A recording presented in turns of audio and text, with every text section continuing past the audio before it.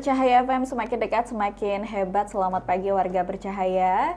Gimana kabarnya hari ini? Semoga semuanya selalu sehat dan bahagia pastinya. Kembali lagi bersama dengan Vita Dori. Kali ini di Siaga Solusi dan Inspirasi Keluarga. Dan kali ini Vita nggak sendirian, tapi Vita akan berdialog nih dari Purwokerto tamunya ya, jauh-jauh. Dan hari ini Vita akan ngobrol-ngobrol, temanya adalah hak dan kewajiban dari peserta JKN. Sekarang sudah hadir bersama Vita di studio ada Ibu Wilis Haryuni selaku Kepala Bagian SDM Umum dan Komunikasi BPJS Kesehatan Cabang Purwokerto. Selamat pagi Ibu. Selamat pagi Mbak. Sehat Ibu? Alhamdulillah. Alhamdulillah. Tadi berangkat dari Purwokerto dari jam berapa nih Ibu? Dari kantor tadi jam 8. Dari kantor dari jam 8 ya. Jauh-jauh dari Purwokerto buat datang ke Bercahaya FM. Kalau gitu kita langsung ngobrol-ngobrol aja nih sama Ibu Wilis ya. Saya manggilnya Ibu Wilis? Iya betul. Iya betul. Oke, jadi program Jaminan Kesehatan Nasional atau kita kenalnya program JKN ini ya. Ini merupakan program pemerintah yang memberikan kepastian jaminan kesehatan untuk masyarakat Indonesia. Nah, kalau BPJS Kesehatan itu fungsinya itu apa sih Ibu? Ya. Mungkin bisa dijelaskan. Jadi BPJS Kesehatan merupakan badan hukum publik yang dibentuk berdasarkan Undang-Undang Nomor 24 Tahun 2011. Jadi di undang-undang tersebut merupakan dasar pendirian kami BPJS Kesehatan yang ditugaskan untuk melaksanakan program jaminan kesehatan nasional. Iya. Ya. Jadi kalau BPJS Kesehatan itu badannya yang menyelenggarakan, kalau JKN Jaminan Kesehatan Nasional itu nama programnya. Nama programnya. Ya, tapi biasanya lebih familiar BPJS Kesehatan gitu. Betul, ya, iya. masyarakat umum gitu. Nah, kita BPJS Kesehatan itu menjalankan program JKN berdasarkan prinsip-prinsip asuransi sosial gitu ya, yang mewajibkan seluruh penduduk gitu ya untuk mengikuti program ini gitu. Nah, jadi alasannya kenapa harus mengikuti program ini selain untuk proteksi kita masing-masing gitu ya. Kita tahu bahwa sakit itu datangnya tidak pakai permisi gitu. Betul. Kadang-kadang kita merasa sehat tapi ternyata tiba-tiba besok maaf harus terkena musibah sakit gitu. Nah, jadi harus ada perlindungan yang bisa menjamin supaya kita itu kalau sakit nggak bingung gitu ya. Betul, Sementara biaya pelayanan kesehatan naik terus gitu kan ya. Tidak ada istilahnya naiknya kecil gitu, naiknya juga banyak gitu ya. Dan penyakitnya juga sekarang macam-macam gitu. Betul. Yang muda aja bisa sakitnya serius, yang dulunya mungkin penyakit itu hanya diderita oleh yang sudah sepuh, sekarang anak-anak juga sudah ada yang cuci darah gitu ya. Nah, kita tahu sendiri kalau cuci darah itu satu kali cuci darah kisaran 1 juta misalnya begitu, 1 minggu 2 kali Mbak. Dan itu harus setiap hari, maksudnya selama hidupnya itu cuci darah. Jadi kalau nggak ada program ini mungkin orang-orang mending milih nggak cuci darah kali ya gitu. Dan tentunya harapan hidupnya jadi lebih singkat kalau tidak ada program JKN. Nah, selain untuk proteksi, kita juga tentunya dengan mengikuti program ini kita sharing ya. Jadi kalau kita kan mengikuti program ini tidak pengen pakai juga sebenarnya gitu. Betul. Pengennya tuh kita sehat, biarkan nanti yang lain yang memakai gitu ya. Karena prinsipnya program ini adalah gotong royong gitu ya. Seluruh iuran dari seluruh peserta dikumpulkan menjadi satu dan digunakan untuk membayari pelayanan kesehatan yang sudah dimanfaatkan oleh peserta-peserta yang mungkin sakit begitu. Kemudian yang ketiga tentunya adalah kita mengikuti program ini karena patuh ya, compliance terhadap ketentuan. Jadi undang-undang tentang SJSN itu di tahun 2004, kemudian undang-undang tentang BPJS di tahun 2011 gitu ya.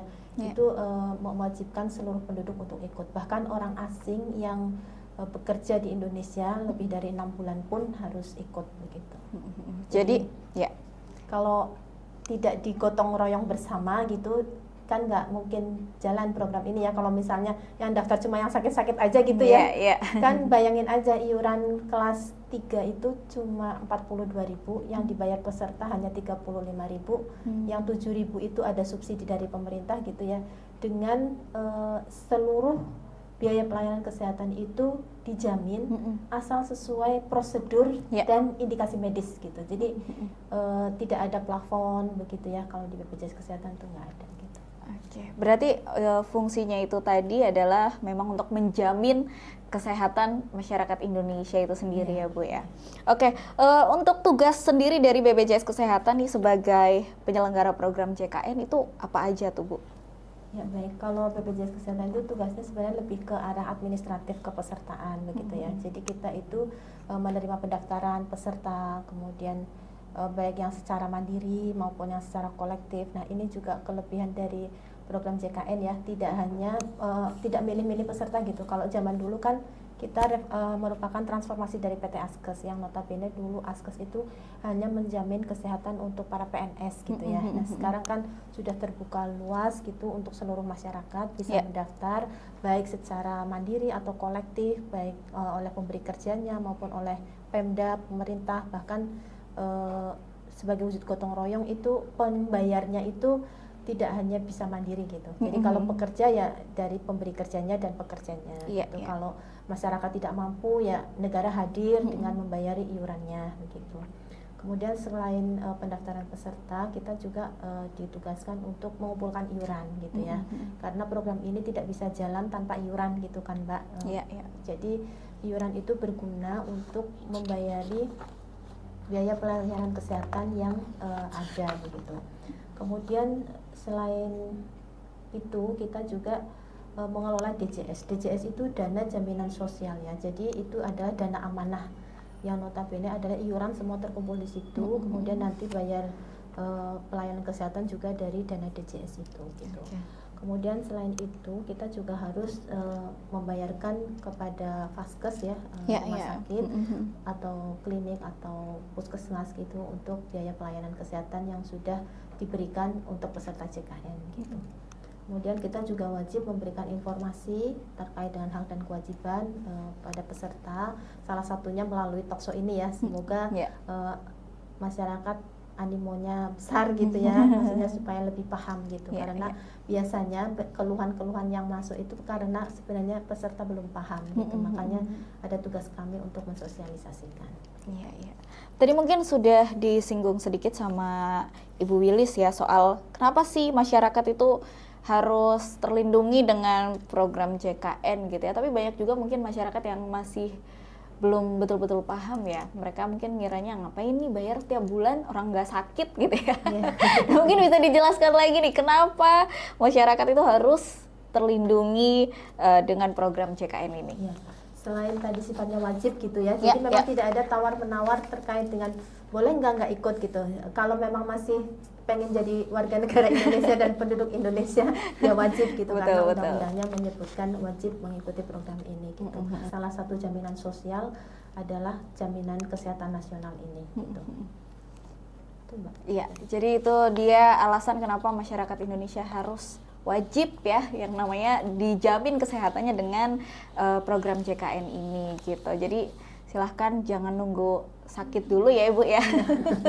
Karena kita nggak tahu kapan kita akan sakit. Semoga sih sehat terus. Tapi ini juga yang kita setorkan setiap bulan itu bisa membantu saudara-saudara kita yang membutuhkan juga gitu. Semoga dihitung sebagai ibadah atau sedekah atau apalah ya yang nanti mungkin kembali ke kita dalam hal keberkahan yang lain gitu. Misalnya kita diberi kesehatan gitu. Jadi ya kalau mendaftar harapannya jangan pada saat sakit dan diniatkannya itu untuk membantu begitu. Karena biasanya apa-apa tergantung niatnya ya Mbak. Betul. Kita juga saya yakin semua orang tuh nggak kepengen sakit walaupun ada yang bayarin.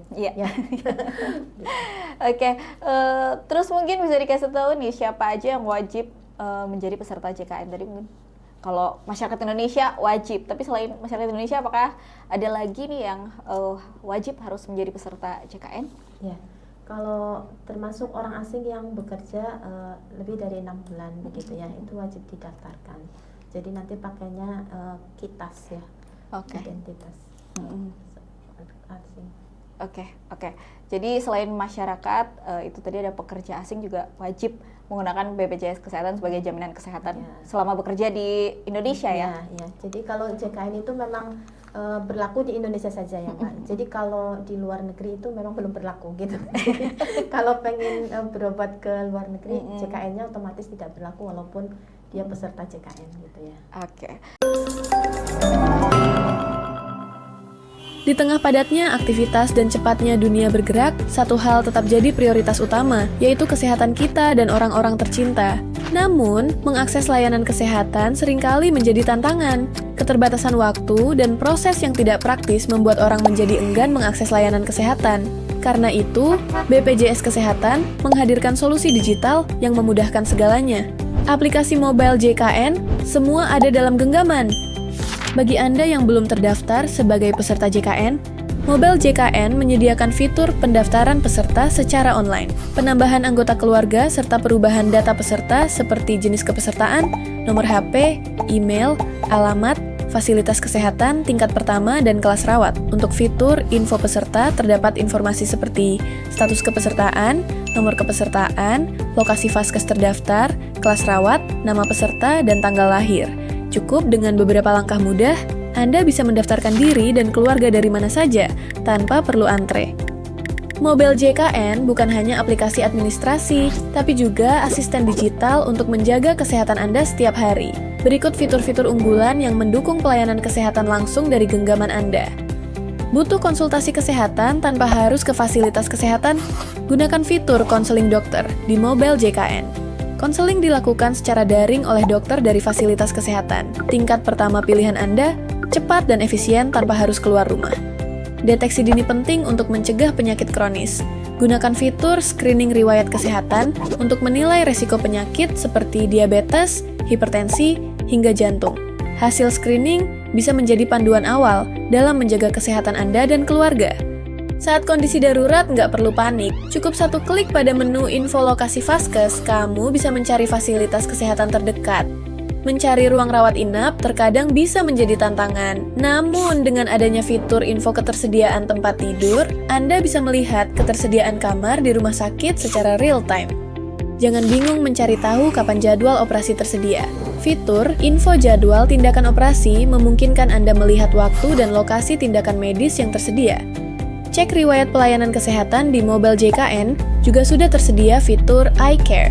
Dengan fitur ini, kita dapat melihat data kunjungan, jenis layanan, diagnosis, hingga resep yang pernah didapatkan. Fitur ini sangat berguna untuk pasien, dokter, maupun fasilitas kesehatan dalam memastikan kesinambungan pelayanan medis. Lupa minum obat? Mobile JKN punya solusinya. Terdapat fitur monitoring minum obat untuk peserta dengan diagnosa penyakit tertentu. Dengan pengingat ini, terapi pengobatan jadi lebih teratur dan efektif. Jaga stamina dan gaya hidup sehat dengan fitur bugar. Fitur ini berguna untuk memantau dan mencatat aktivitas fisik yang kita lakukan, seperti jumlah langkah kaki, denyut jantung, tekanan darah, gula darah, dan saturasi oksigen. Mobile JKN tidak hanya memudahkan Anda dalam mengakses layanan kesehatan, tapi juga membantu Anda dalam mengelola iuran jaminan kesehatan nasional secara praktis dan transparan. Berikut fitur-fitur penting yang bisa Anda manfaatkan untuk urusan iuran hanya dari satu aplikasi. Ingin tahu besaran iuran, virtual account pembayaran, tanggal jatuh tempo, atau status pembayaran? Gunakan fitur informasi iuran dan riwayat pembayaran dan info virtual account. Semua informasi tagihan peserta dapat diakses secara cepat dan akurat. Tertunggak iuran dan bingung harus mulai dari mana? Gunakan fitur Rehab. Ini adalah program rencana pembayaran bertahap dari BPJS Kesehatan untuk peserta yang menunggak lebih dari 3 bulan. Kini, pembayaran iuran jadi lebih ringan dan bisa diatur sesuai kemampuan. Agar tidak lupa membayar iuran tiap bulan, daftarkan diri Anda di fitur pendaftaran autodebit.